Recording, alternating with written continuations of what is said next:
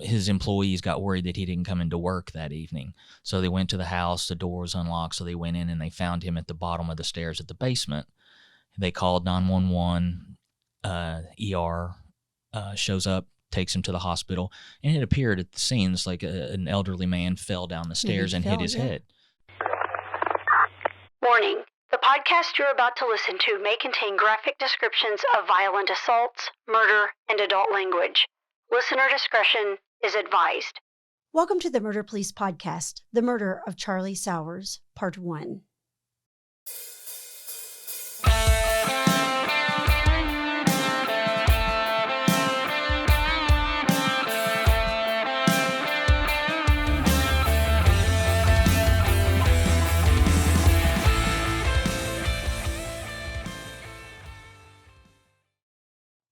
Welcome to the Murder Police Podcast. Today we will be discussing the 2009 murder of 71-year-old Charlie Sowers. We have with us Rob Wilson, who's been here 4 times before. Mm-hmm. Rob, how are you today? Doing very well, thank you.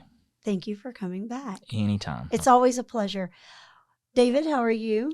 Good, I'm here. And thanks again for coming back. We were joking before we started. We should call this the Murder Police Rob Wilson Show. Since I think you've outranked everybody. I think Rob has outranked everyone that's this ever been here. This is my 5th visit. Do I get like a gold jacket or you something? Do. We should get Got a pint glass there. We'll top it off for you with something. I'll take anything you guys want to give me for free. We will pass there's it a right murder out. police pocket knife. Just we don't want that to show up in a crime scene, or do we? I mean, it's some good advertisement right there. Exactly. Just make sure it's angled so the forensic pictures get it in the sternum, wherever it's left. So. But all kidding aside, thanks for coming back. And this is a fascinating case, too. Yeah, I always enjoy coming back and talking to you guys. We've had you for our listeners who have maybe not listened or want to listen. We've had you on here for Alex Johnson. Very interesting case. Probably ranking up there with one of my favorites. Mine, too. Megan Liebengood. Todd Schumacher, which we just covered not too long ago. And then cold cases with you. Yep. You're just a plethora of knowledge, Rob. Well, you stay in one place that long, so you're going to come across some cases. So, yeah, I was in homicide for almost 20 years, so certainly had my share of interesting cases. Yeah. Tell us a little bit more about you and your career, just to refresh people. Sure. Joined the police department, I guess, summer of 98. Went through the academy and then got assigned to West Sector, second shift, did 2-3 years there. Then the first chance I got to interview for the detective bureau I did, was lucky enough to land in the robbery homicide unit, and so fortunate to get into a unit with such top-notch people. I mean, there wasn't a better place to learn investigations in the homicide unit with that personnel. And it was fun. Oh, it was so much fun. Yeah, for sure. Got to say it's fun. Yeah. I don't know if people would grasp it that way, but it was. There is, a morbid side to it, but that job has to be done. But you do it long enough, and you have to do it with a sense of humor, or you will go a little crazy. Oh, I'm sure. And fortunately, you made it in with just that few years on, which was a sign of how things have changed, is that years ago, you went to the detective bureau based on seniority, which didn't always get a lot of work done, but that's a whole different era. Yeah, so. It used to be seen upon as like almost a retirement gig. Yes, exactly. You could go to burglary and just ride it out, and nobody cared if you solved any cases or not. Homicide unit was a little different, and we got really lucky with people like Paul Williams, James Curlis, as the supervisors. Chris Schoonover, and then we get Matt Brotherton, Rob Wilson, Dave Richardson, Bill Brislin, Steve McCown, Franz Wolf, all these people that we didn't have any movement in that unit for over 10 years. Which is fantastic. Yes, fantastic. And that's there have been talk about just for mental well-being, you only stay in homicide or sex crimes for like 5 years, and it's like, that's when you're really just learning the job. You're becoming proficient at it. So I understand that and appreciate, people caring about our mental health and such, but you're really just kind of catching your groove at that 5-year mark and really becoming confident in what you're doing. And I think there's worse places to work in the PD. Oh, the crimes against children. Amen.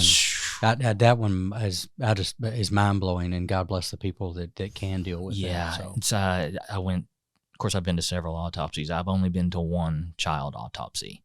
I'll never go again. That one stuck with me, and it's like, I don't need to do that. Yeah, it's rough. Those are the ones that really go inside that box and come out on you unexpectedly. Yeah, those people do some terrific work, and hats off to them. Yeah, good people, good people. Well, this case that we're going to talk about today, what stands out about it that is different than maybe some of them that we've talked about on the show before? Well, it's actually a cold case that got solved.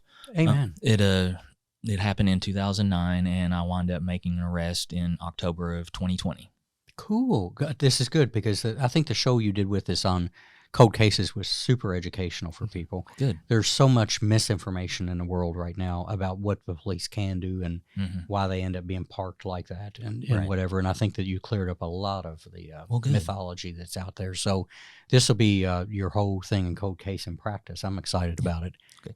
And to have it go so long without being solved, I'm sure that was a huge relief for the family to finally have some knowledge of who It killed was, their loved but one. they were cautious. I opened it up again for maybe 2 months and did some work on it and saw that, okay, I think it's got some legs. I think we can do this. And only at that point did I contact Mr. Sowers' daughter, Sharon, and tracked her down in Richmond and had a talk with her in her house.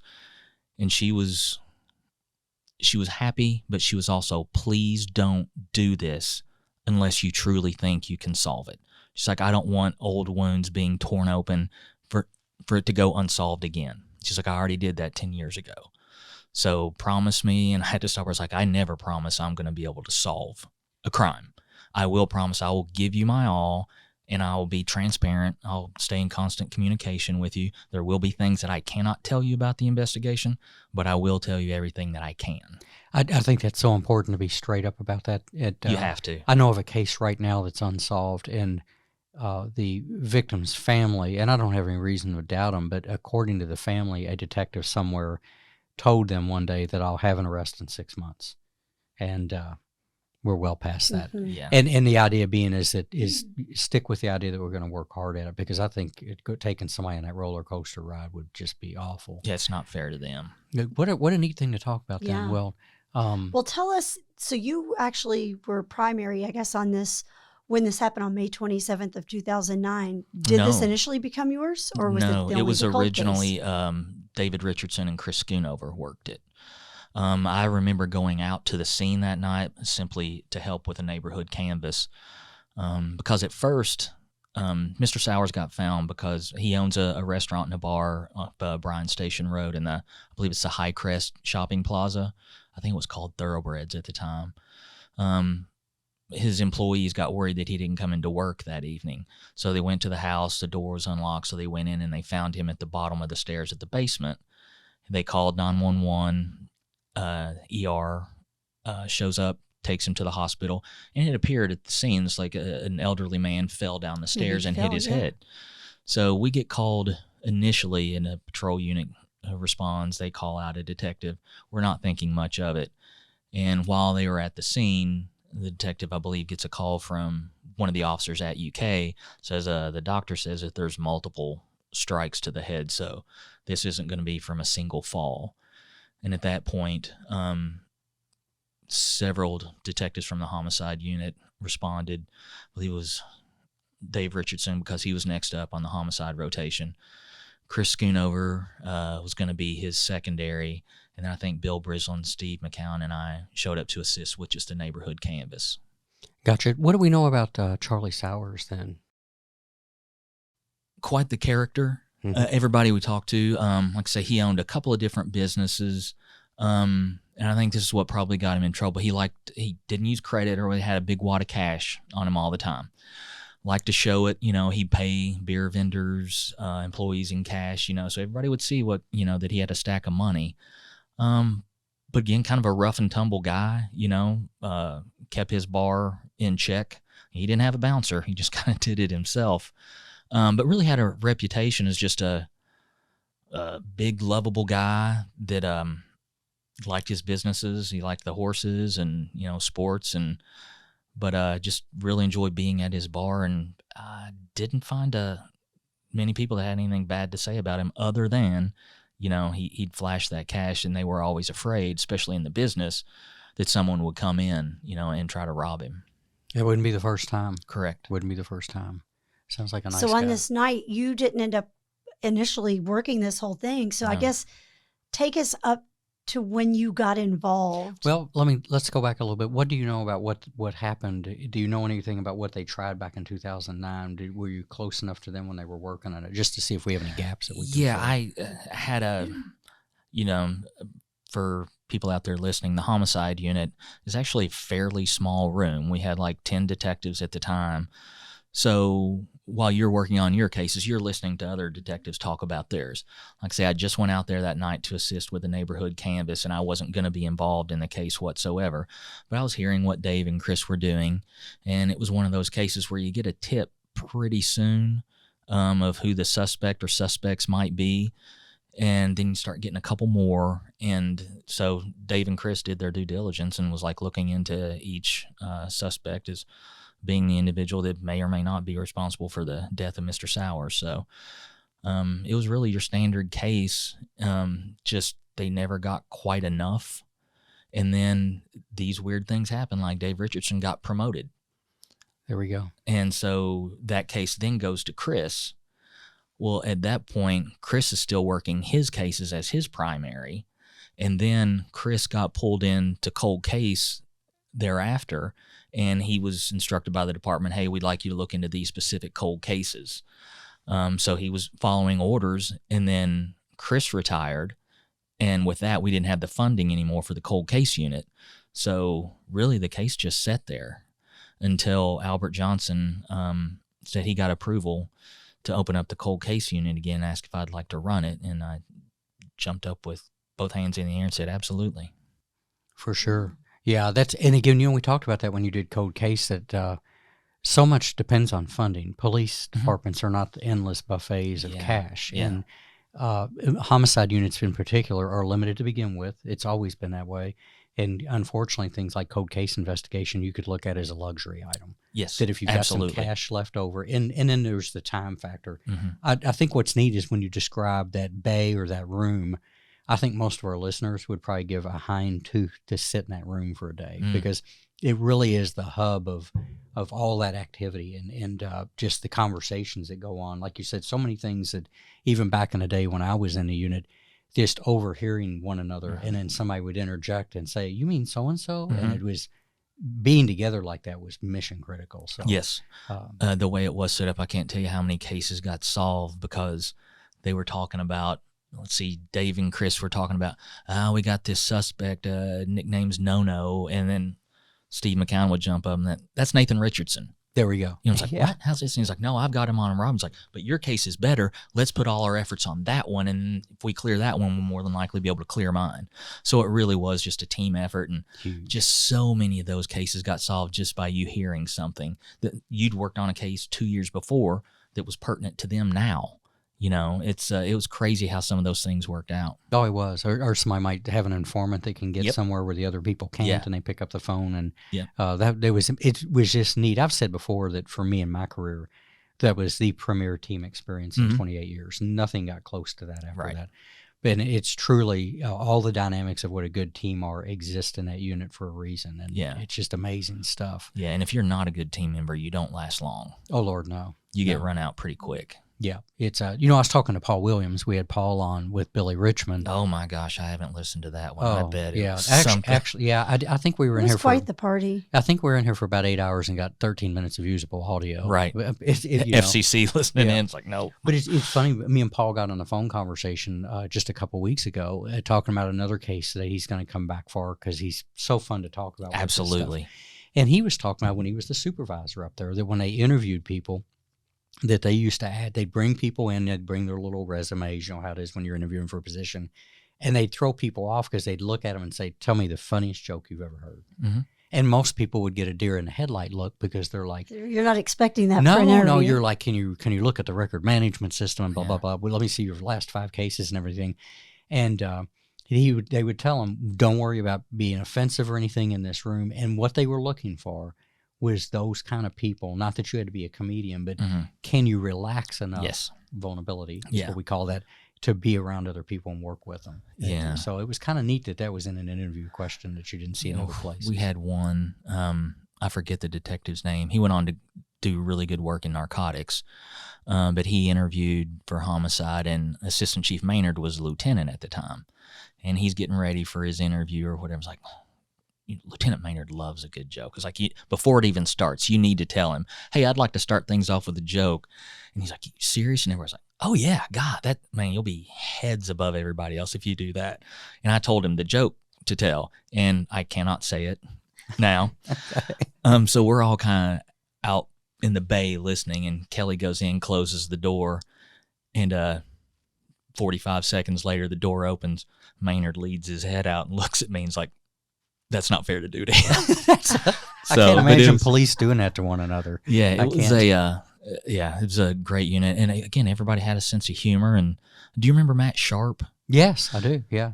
I think Jared Kurtzinger, who again went on to become a legendary detective in his own right in narcotics. 100%. And but I think we pushed him into interviewing with us. We wanted him so bad. And before he went in, Sharp snuck his phone away and did something on his phone and then put it back on his desk. And so Lieutenant Curlis was like, Jared, come on in. We're ready to start. So Jared goes in the room, and Matt gets us all around Curlis's door, and he calls Jared's number. And they're talking, and all of a sudden you just hear, meow, meow, meow, meow, meow, meow, meow. Changed his ringtone. I love it. And, of course, Curlis, with one of the best senses of humor ever, you could just hear him laughing. He's like, Jared, it's not a big deal. Yeah, exactly. That's the stuff you miss when you retire. Absolutely. It was a comedy caravan for the most part when you were up there. And that's how you handled the nasty. Yeah, absolutely. You had to laugh about everything you could laugh about because that's how you just put everything away where you could work. Yeah, I've heard a lot of people, like athletes, when they retire, it's like, what do you miss most? And they're like, the locker room. That's it. Yeah, for sure. And that's pretty much what that is. Yeah. Yeah, exactly. And Brad Ingram came up with something when he was a lieutenant over homicide. Somebody came in like a commander and was like, God, this is a rough room. They're really tearing up on each other. This can't be good for morale. He's like, they are verbal sparring. Yes. He goes, whether they know it or not, they're preparing to go on the stand to be cross-examined. You have to be able to learn to think on your feet and defend yourself, and if you can't do it here, it's going to be real tough in a courtroom. Yeah. So I thought that was an interesting take on it. Well, when I was in the unit, we had a new sergeant come in, and they watched for a couple of weeks and brought us in the office one at a time, and I think I remember a box of tissue on the desk. And it was almost a come to Jesus of, are you okay? Yeah. Yeah, I'm okay. I'm all right. Why? Well, are you okay? Are you really okay? Yeah. And they had watched that, and they were like, and finally he said, it's just that everybody's really rough on each other, and it looks like you're treating each other. And I said, that's love. Yeah. And I don't know if you haven't seen that before. Yeah. But it was from the outside, it's like, this too. You go out and you get called out at 3 a.m. and you haven't been to sleep for 3 days. Yeah. And the last one that walks in that bay gets beat up like a circus monkey. Yeah, you lazy ass. Oh, exactly. Of course, we always picked on people like Billy Richmond. Sure. It was easy. Yeah, the slow antelope on the Serengeti. Anybody that, when a 6th grade is the 3 hardest years of your life. Yes, that's Billy. So it's like, Billy will get you, little buddy. Oh yeah, he will for sure. Well, we've jumped off the track, but I think that's one thing the listeners get interested in is what's it really like. Yeah. Compared to the BS that's on TV and the movies and stuff right. like that. It's a huge team thing. There's no room for ego in that, and these cases would never get laid down if people had an ego involved in that. So getting back to it, I think you brought us up to speed on what the initial work was, which I've I do want to ask. So this poor family, they went just more than 10 years hoping, waiting, and nothing. Correct. Dave and Chris worked it really hard for 6 months. And then, there's only so much you can do. Thank you. And if Franz Wolf had this problem on his first couple of murders, he's like, Rob, am I missing anything? It's like, buddy, you're not. Yeah. It's like, I've been with you every step of the way. He was brand new. I was like, there's not anything you haven't done that I could pick up and say, oh, you haven't tried this. It's like, sometimes you have to put it on the shelf for just a bit and just kind of maybe pull it down in a month and look at it again with fresh eyes. It's like, sometimes, Franz, it just takes the phone to ring. You'll get a call one day, and it will unravel so fast you won't believe it. That's important, again, for victims' families to know. Yeah. Because another one of the things that's out there in the mythology is nobody's working on the case. Now, let's be honest. You could have a detective somewhere that's a lazy sloth. They exist. Yeah, they exist. They're outliers. You could have that. But the idea is that at some point they do get to a place for in the moment they're terminated based on the fact that nothing's new. Yeah. And that's with everything. Yeah. Working on it doesn't mean going back and redoing everything unless there's a reason to redo it or if it's Right, going to because you have other cases. That's it. Yeah. And before like a situation like that, if I worked one for 3-4 months and just like, I'm at the end of the road, I would call the unit in and give them a complete rundown of the case, what I've done, and ask if there's anything more to do. And surely there will always be an idea or two, but when you get to that point where you've got 10 experienced investigators go, I can't think of anything right now. And you're back to the phone ringing. Yes. Or somebody coming into headquarters. Yep. I mean, how many times has that happened where it just happens? Yeah. Where the phone rings or you get a message or you get a phone call to go down and meet somebody at the front counter. Yeah. And we've all had that. And all of a sudden they hand you a case, which is a miraculous thing. Well, that's exactly what happened to Franz on that case. It went unsolved for 8 months, and he got a phone call one day, I think at noon, and he had the guy in custody by 5 o'clock that afternoon. Sometimes it just happens that quick, and all you need, James Curlis always says, like it's tough to rip up a sweater, but if you can find a loose end, all it takes is pulling it, and the whole thing comes apart. Yeah. And that's exactly the way it is. I've talked to Franz at Brad Ingram's retirement party. We're going to try to get Franz on. He'd be fantastic. He would. He's like a little cherub. Yeah. It's like in a church or something. He's just a neat guy. Great storyteller. Yeah, big time. Well, let's back to this. Yeah. So in between, I know this murder happened in May of 2009. You made an arrest in October of 2020. So at what point did this start unraveling for you that you thought, I've got something? How did that happen? Well, really, it was a call from Dave Richardson, the original detective. And he's like, hey, I heard they opened up cold case. He's like, I really think Charlie Sowers is solvable. He's like, do me a favor and pick it up and look at it. Read through it a couple of times, and Dave did great work. Sometimes so at that point, it had been 10 years. So I'm like, let's start re-interviewing some of the people that Dave interviewed because it's been 10 years and we believed suspect, knew victim and all this stuff and several friends. So maybe somebody broke up with their girlfriend and now they're ready to talk, stuff like that.